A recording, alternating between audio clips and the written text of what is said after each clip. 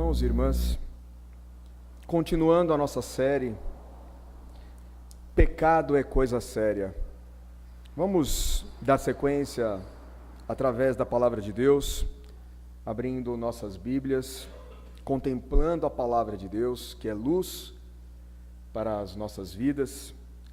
Vamos hoje estudar o texto de Provérbios, capítulo 5, versículos de 1 a 6. Provérbios, capítulo 5, versículos de 1 a 6.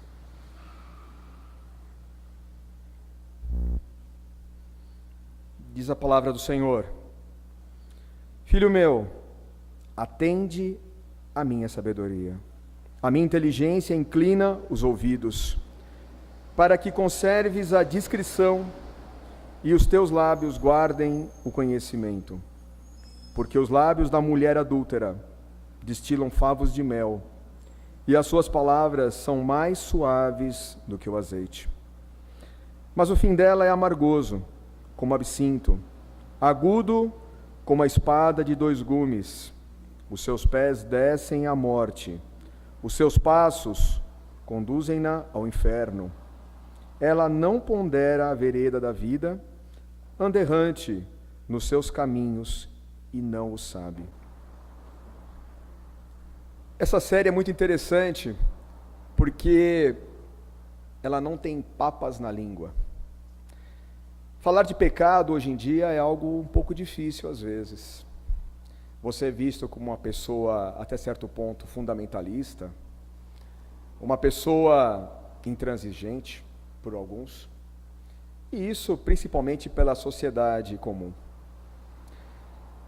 Nesta última semana, eu tive o desprazer de ler algumas mensagens no aplicativo WhatsApp, tão em voga, tão na moda, e um grupo de mulheres que acabaram de se conhecer, não mais de um mês, formaram esse grupo, e lá começavam a dividir momentos da vida pessoal, anseios, dificuldades, tristezas, alegrias, mas o que mais me chamou a atenção foi o fato de que a grande maioria daquelas mulheres era casada. E esse não é o problema. O problema é que, em determinado momento, elas começaram a compartilhar fotos de rapazes, de homens, e os comentários não eram nada bons. Talvez, quando nós contamos isso, algumas pessoas vão dizer, não, mas não é bem assim. Talvez você não entendeu bem o que elas estão falando. O problema é que não. Eu entendi muito bem o que elas estavam falando. Inclusive, 2 ou 3 delas eu conheço muito bem. E na nossa frente dizem que seus maridos são maravilhosos, né? Dispensam elogios, mas o problema é que quando elas estão nesses grupos da mídia, elas se soltam, e alguém vai dizer, mas é apenas um comentário. Não, meus irmãos, diz a palavra de Deus que a boca profere aquilo que o coração está cheio. Então aquelas letras, aqueles textos que elas produziram, na minha opinião, são verdadeiros, infelizmente. Elas diziam, eu estou casada, mas não estou morta. E, inclusive, a minha esposa Roseli teve acesso também, testemunhou essa triste realidade. Inclusive, homens religiosos foram colocados como modelo de beleza. E é isso que mais me entristeceu. Eu gostaria que elas observassem aqueles homens como modelos a seguir, como exemplos de vida cristã. Elas notaram a beleza de cada pastor, de certos religiosos aí, conhecidos da mídia hoje, cantores religiosos, que homens lindos, e outras palavras que infelizmente eu não posso citar aqui. Triste, terrível, saber que pessoas hoje contemplam desejam coisas ilícitas, principalmente sendo casadas. É algo terrível. Eu preciso inicialmente reforçar aqui uma verdade. O livro de Provérbios, ele não é um livro de adágios. E nós vemos isso inclusive na internet. Algumas pessoas lançando algumas frases do livro de Provérbios, do livro de Provérbios de Salomão, são colocados como fundamento de sabedoria, soltos. E eu digo para vocês que não é isso. O livro de Provérbios não é um livro de conselhos baratos, não é um livro de adágios, é a palavra de Deus, pura e verdadeira. É verdade que nós temos em Provérbios conceitos diversos para a vida, não é? Orientações morais, orientações éticas, mas não no sentido que o mundo comum entende. Para nós é salvação, para as nossas vidas hoje. E a grande marca de Provérbios é o seu teor paradoxal, algo contrário ao senso comum. Porque quando você lê Provérbios hoje, você entende, algumas pessoas entendem que é um livro que não pode ser aplicado às nossas vidas atualmente. Como eu já disse em outros sermões aqui, os pensamentos filosóficos, os ideais, a interpretação da vida e, portanto, esse modo de vida cotidiano da sociedade convencional estão em constante confronto com a palavra de Deus. Isso é cotidiano. E não obstante o dom gratuito do Senhor, de Deus Todo-Poderoso, a sua graça, não é? O ser humano continua afrontando Deus, continua irritando, continua provocando, todos os dias. Novamente, meus irmãos, gravem isso, para nunca mais esquecer. O livro de Provérbios é a palavra de Deus e deve ser lida com reverência. Devemos contemplá-la com inteligência. Um ponto importante a ser observado no texto é que, mesmo com os destaques substantivos que nós vemos nessa leitura, a qual fizemos hoje, o texto ele apresenta algo assim do tipo, de pai para filho, de homem para homem. E eu digo que nós podemos fazer aqui uma acomodação, um ajuste com esses princípios do texto.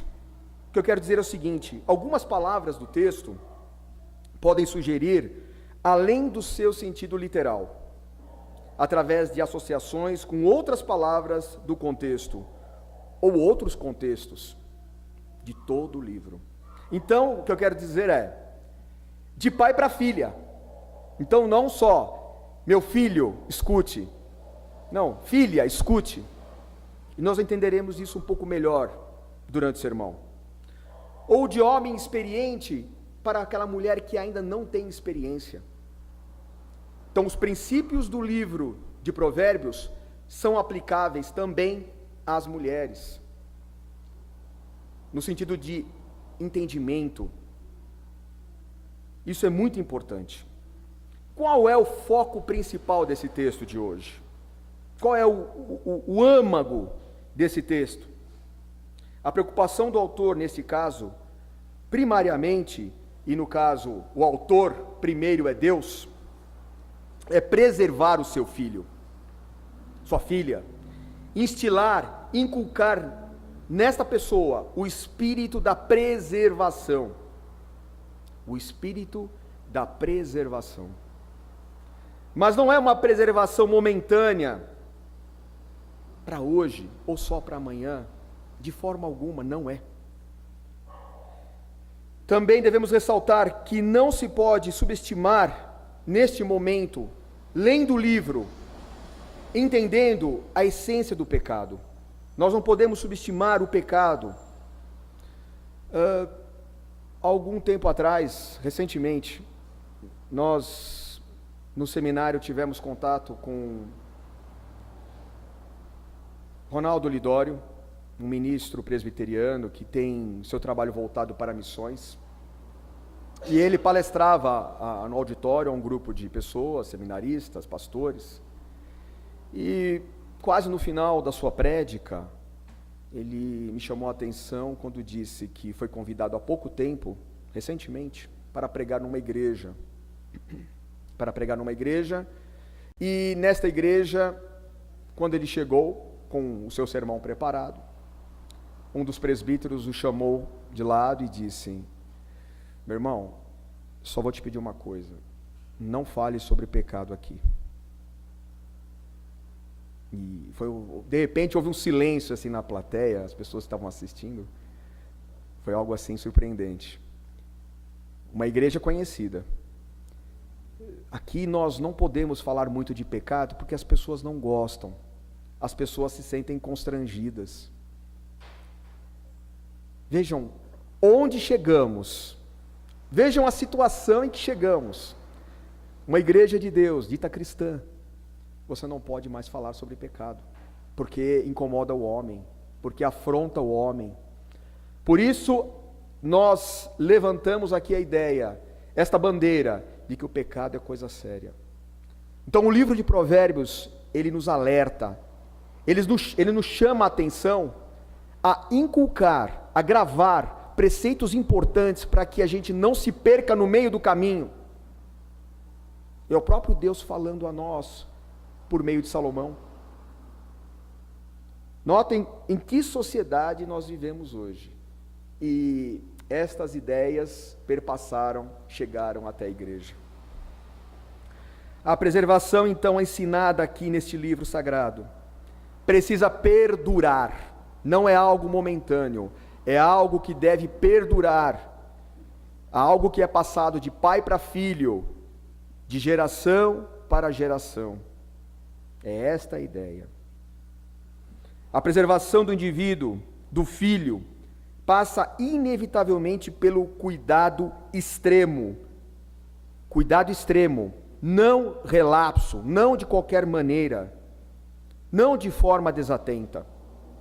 Cuidar dos nossos atos, dos nossos pensamentos, não de forma relapsa, mas com muita atenção. É um alerta total. É isto que Provérbios está nos ensinando aqui. Esteja alerta. Tenha a sua atenção ligada em todo o tempo. No Oriente Antigo, no período bíblico, meninos casavam-se com 15 anos, 14, 15 anos. Meninas com 12 anos, talvez, em torno disso. E esta situação, ela perpassou também pelo tempo, chegando ao século XX, meados dos anos 30, 40, conversando com a minha avó certa vez, meus avós, eles disseram, realmente, nós aqui já, no início do século XX, casávamos com esta idade, era algo comum, homens, garotos casando com 14, 15 anos, e meninas também com 12, 13 anos. O que de fato, meus avós confirmaram, porque eles casaram com essas idades. E essa verdade, ela continuou em sequência. E nos parece que o filho do texto já possui idade suficiente para entender, para compreender esses desejos sensuais, sexuais, que estão contidos no livro. E é possível, inclusive, que ele, esse filho, se perca no meio desses desejos sexuais. A tentação, meus irmãos, a lascívia é algo que sempre existiu. Por que eu citei o período bíblico? Eu citei o início do século XX. porque é algo que sempre existiu. É bem verdade, alguns vão dizer, irmão, mas isso piorou. Sim. Talvez, guardadas as devidas proporções, em momentos anteriores era de uma forma, mas hoje isso foi majorado, foi aumentado. É algo muito comum, é algo que sempre existiu. E eu digo isso porque hoje nós temos vários facilitadores para que esses pecados, o pecado da lascívia, do desejo carnal, eles sejam atingidos. Existem muitos facilitadores para se alcançar esse falso prazer. E um deles eu citei agora, esses aplicativos, quando mal utilizados. O dia a dia propõe uma enxurrada de possibilidades para traição, fornicação, o sexo fora do casamento. E isso pode ocorrer numa empresa, numa escola, numa lanchonete, em qualquer lugar, onde você estiver. E por aí vai. São diversas possibilidades. E talvez alguém diga assim: mas é impossível resistir a essas tentações. E eu vou contradizê-lo. Porque a Bíblia Sagrada nos estimula a combater isso. Então é possível fazer, é possível resistir. É o que nós vemos. Porque se é ensinado por meio da palavra de Deus, é possível que o homem resista. Lute, combata esse desejo mau. Ora, então vamos pensar um pouco aqui. O apelo sensual ou sexual pode começar de várias formas. E uma bem conhecida é o flerte. Através de que nós chamamos hoje de ficar, não é? Esse falso namoro. Ou até mesmo com um contato mais próximo de duas pessoas, como eu citei, numa empresa, não é? Num círculo de amigos. Ou até mesmo numa simples conversa. Isso pode acontecer num simples elogio. Notem que o livro de Provérbios, a todo tempo, em seu contexto, exprime, como por exemplo, nós vemos no texto de Provérbios 4. Diz o versículo 10: ouve, filho meu, e aceita as minhas palavras, e se te multiplicarão os anos de vida. Quando nós vemos esse texto, nós podemos entender que é possível sim atentar à palavra de Deus, observá-la e agir contra aquilo que nos faz mal. Ainda, Provérbios 4, lá no versículo 13 diz: retenha a instrução e não alargues, guarda, porque ela é a tua vida. Ela é a tua vida. A instrução de Deus é a tua vida. É ela que te guarda dessas tentações, desse mau caminho. E lá no versículo 15 de Provérbios 4, diz a palavra do Senhor: evita-o, não passes por ele, desvia-te dele e passa de largo. Isso não foi colocado nas Escrituras à toa. Deus está nos dizendo: tudo isso que é ruim para a tua vida, esses desejos ilícitos, esse pecado, essa imundície toda, ela pode ser deixada de lado. Você pode se desviar, passa de largo, diz o versículo 15. Então assim é possível resistir. O contrário é a alegação secular. É a alegação que nós ouvimos hoje, todos os dias. E outro detalhe importante que nós podemos citar aqui: deve haver, meus irmãos, minhas irmãs, uma motivação para guardar essa instrução, esses preceitos contidos no livro de Provérbios. Nós precisamos ter uma motivação maior em nossos corações para poder resistir, para poder guardar essas ordens, esses conselhos. Podemos sugerir algumas. A primeira aqui é o próprio amor a Deus. Simples, não é? O amor a Deus, que tanto pregamos, que tanto falamos, mas que é esquecido. Essa é a primeira grande motivação de um cristão. O amor a Deus, o amor ao seu Criador, para deixar de lado, para resistir a esses desejos mundanos. A segunda motivação é o que o próprio texto nos ensina, lá no versículo 3 e no versículo 4. Vejam aí, meus irmãos. A mulher adúltera, a provocadora, é uma ilusão. A mulher adúltera é uma ilusão, uma cilada. Seus lábios são, num primeiro momento, doces, diz o texto. E eu vou aqui invocar a ideia de uma tâmara. Poucas pessoas puderam, na vida, provar uma tâmara fresca. Nós, normalmente, aqui no Brasil, conhecemos as tâmaras secas, desidratadas. E eu, na infância, tive o privilégio de poder provar uma tâmara fresca. E eu digo a vocês que é algo inigualável. Por isso que o texto, às vezes, fala de mel, algo doce. E pode haver aqui uma relação com a tâmara, porque algumas são muito doces, são agradáveis como mel.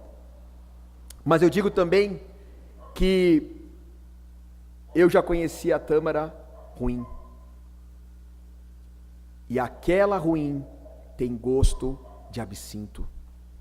Para quem não sabe o que é absinto, é uma bebida forte, uma bebida alcoólica, que era consumida na Europa, nos países nórdicos, meados do século XIV, para espantar o frio. É uma bebida tão forte, tão amarga, que para algumas pessoas chega a ser intragável, impossível de beber. E o texto faz essa relação com o absinto. Parece doce, mas na verdade é amargo, é horrível, que você precisa até cuspir. Terrível. Ainda mais, diz o texto no versículo 4, que é como faca de 2 gumes, ou seja, é uma arma afiada, perigosa. Por onde quer que você toque, você pode se cortar, você pode se machucar. Tem 2 gumes. Veja o que diz o texto no versículo 4. É uma arma afiada e perigosa. Cuidado. Então essa mulher do texto tornará a vida da outra parte um inferno. E o inferno aqui do texto não é o inferno que nós vemos reservado às almas perdidas que não aceitaram a Deus, que não reconheceram Cristo como seu Salvador. Este inferno aqui está relacionado à sua vida presente. Nós não dizemos normalmente, a sua vida é um inferno, a sua vida será um inferno. E é isso que o texto está dizendo para nós. A sua vida será um inferno, impossível de viver. Tem a ver com a situação da sua vida, hoje, não na eternidade, ainda não. Essa mulher, meus irmãos, ela não medita sobre a vida, ela não está preocupada com o amanhã. Hoje é um homem, amanhã será outro, e você pensa que você é o único. Você pensa que você é o único homem da vida dela? Não. Essa mulher adúltera, ela levará a sua vida a ser um inferno, um verdadeiro inferno.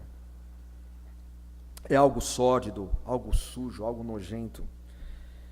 E o pior é que a liberdade que hoje é preconizada, que é ensinada na nossa sociedade, até mesmo nas escolas, pelos movimentos sociais, não dão conta que a desvalorização feminina está acontecendo por meio dessa falsa liberdade ensinada.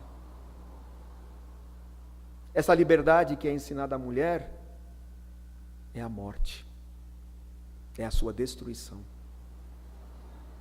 Principalmente por desconhecerem a verdadeira liberdade que está em Cristo Jesus, nosso Senhor. Só nele. E essa liberdade só pode advir dele. Não há outra forma de reconhecer, de entender a liberdade, senão por meio de Jesus Cristo. E o pior, nós vemos mães ensinando meninas jovens, mães ensinando que podem usar roupas provocativas, sem nenhuma consequência.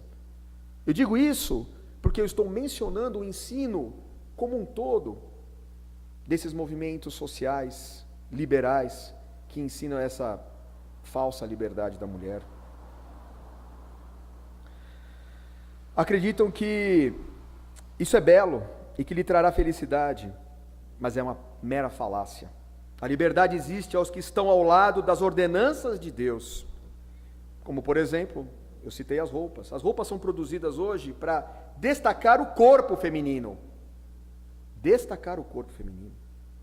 E esse tipo de roupa que a mulher perversa utiliza, os seus pensamentos estão todos voltados para o seu próprio deleite. Ela usa essas roupas para seduzir o homem, o fraco. O fraco. E é isso. É isso.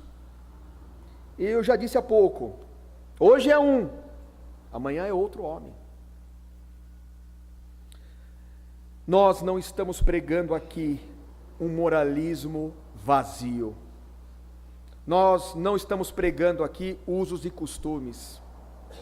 Nós estamos pregando o bom senso. O bom senso. Se eu uso uma roupa, ela precisa glorificar a Deus. Ela precisa demonstrar quem é o Senhor da minha vida. Algo tão simples, mas que nós não atentamos. Então não é um moralismo vazio, não.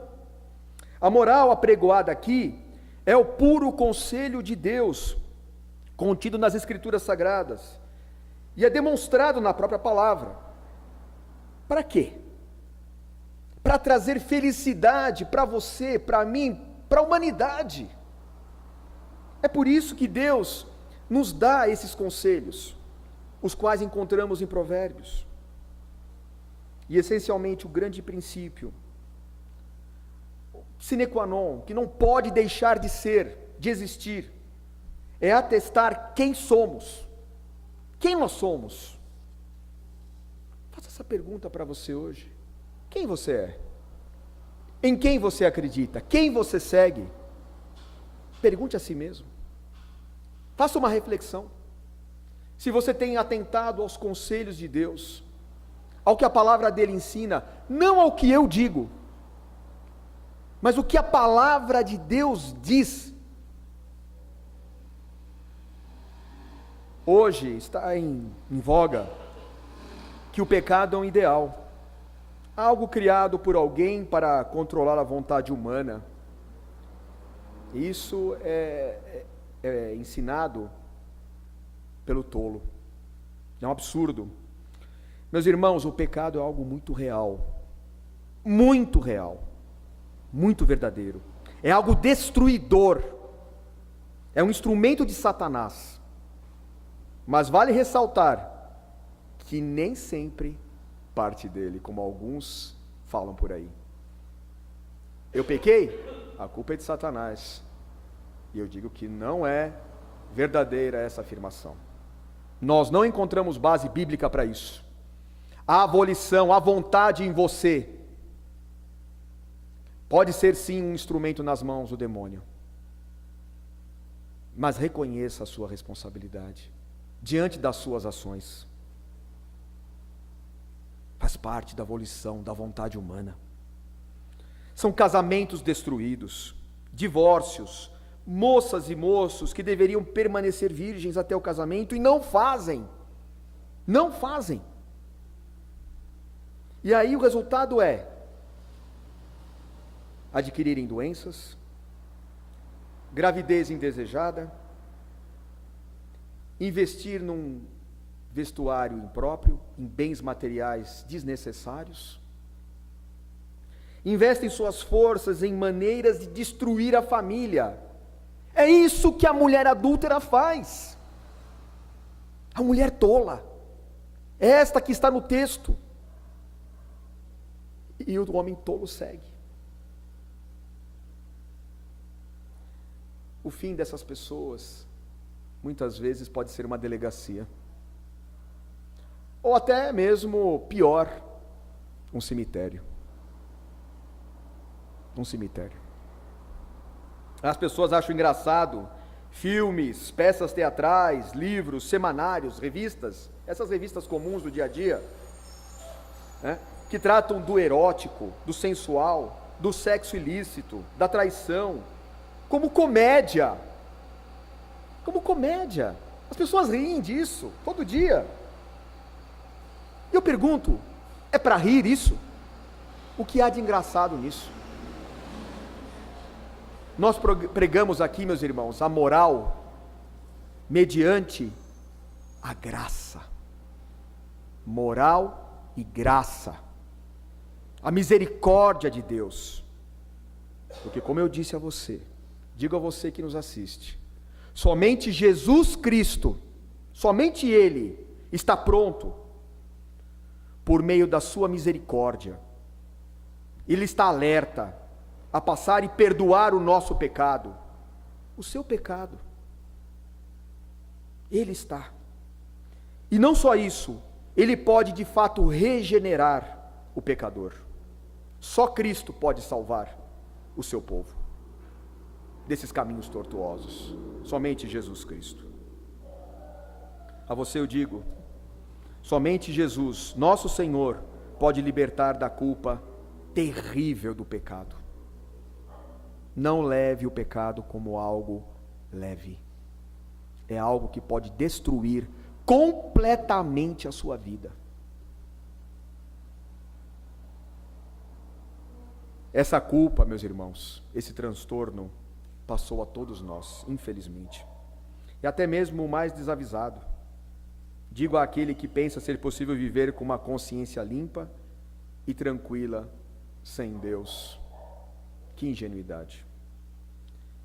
Isto é inexoravelmente impossível. Não é possível.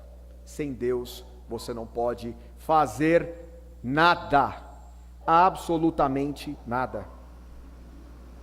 Romanos 3:23 diz que todos pecaram, todos, e carecem de Deus em suas vidas. Sentem falta da glória de Deus. E a solução está logo no versículo 24 de Romanos 3. Sendo justificados gratuitamente por sua graça, graça, meus irmãos, mediante a redenção que há em Cristo Jesus. Vejam que maravilhoso. Até aquele mais vil pecador, até aquela mulher perdida, ela pode encontrar alegria em sua vida. Somente em Cristo há uma força equivalente para sobrepujar o pecado. Somente nele. É o sangue do Filho de Deus que nos faz suportar o pecado, ultrapassá-lo, seguir adiante.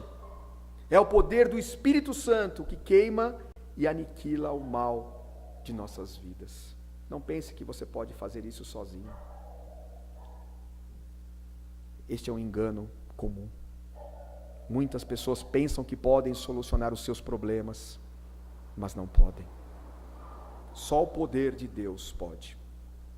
Mais uma vez o sábio Salomão apela dizendo ao filho, lá em Provérbios 2: Filho meu, se aceitares as minhas palavras e esconderes contigo os meus mandamentos, para fazeres atento à sabedoria o teu ouvido e para inclinares o coração ao entendimento.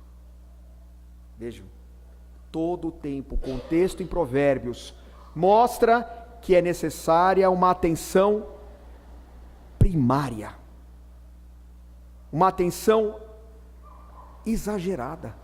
Sim, vivemos dias difíceis, onde o pecado é levado como algo leve, mas o pecado afronta a Deus, a beleza, a santidade de Deus. E não é possível viver em comunhão com Deus diante de um pecado obstinado, insistente. Não é possível. E assim nós temos os resultados dos que não atendem à súplica do Pai, visto em Provérbios, dito em Provérbios. Diz o versículo 16: para te livrar da mulher adúltera, da estrangeira, que lisonjeia com palavras. Versículo 17: a qual deixa o amigo da sua mocidade e se esquece da aliança de quem? Do seu Deus. Vejam que a aliança é com Deus, meus irmãos. É com Deus. E a consequência? Versículo 18: porque a sua casa se inclina para a morte, e as suas veredas para o reino das sombras da morte. A mulher adúltera, ela destrói a sua própria vida, ela destrói a vida do outro, daquele que está perto dela mesma. Mas eu digo mais, não só ela, ao tolo que atende o seu chamado também. Mesmo quando Jesus Cristo, no Novo Testamento, diante da mulher adúltera que seria apedrejada, ele a perdoa, não é? Ele diz a ela, mesmo o Senhor Jesus, diz a ela: vá e não peques mais. Notem que Jesus não está dando uma possibilidade para ela, é uma ordem, é imperativo.